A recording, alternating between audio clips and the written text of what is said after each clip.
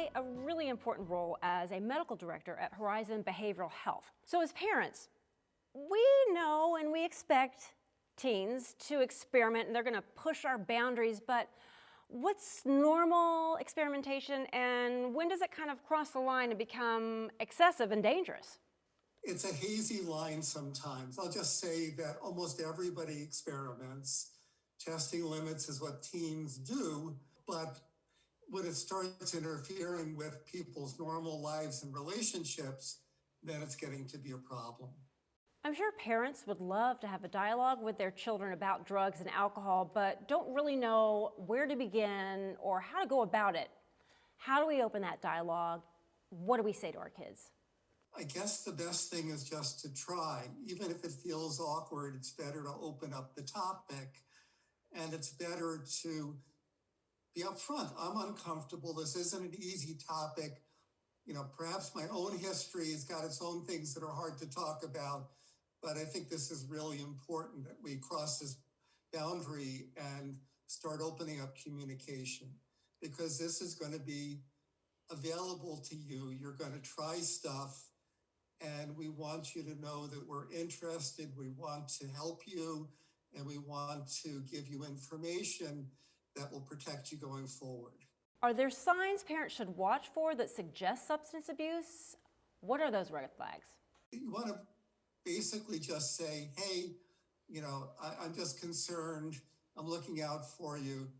Generally speaking, trying to keep it respectful and light works better than trying to yell at people and negative stuff. You're trying to maintain some kind of communication and focus on the behavior, not necessarily the person. How is social isolation due to the COVID-19 pandemic impacting substance abuse among children?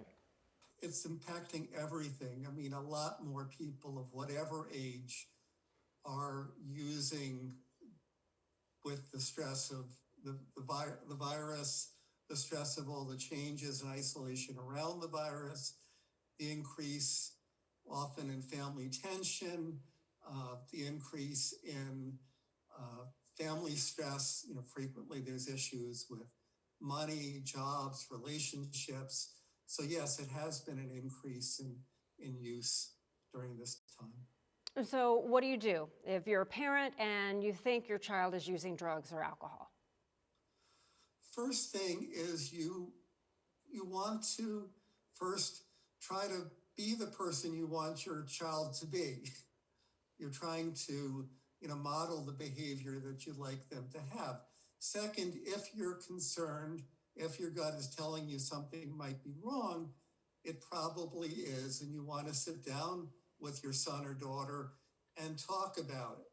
So, I'm a mom, and as a parent, what can I do to be the best and a really good role model to protect my children?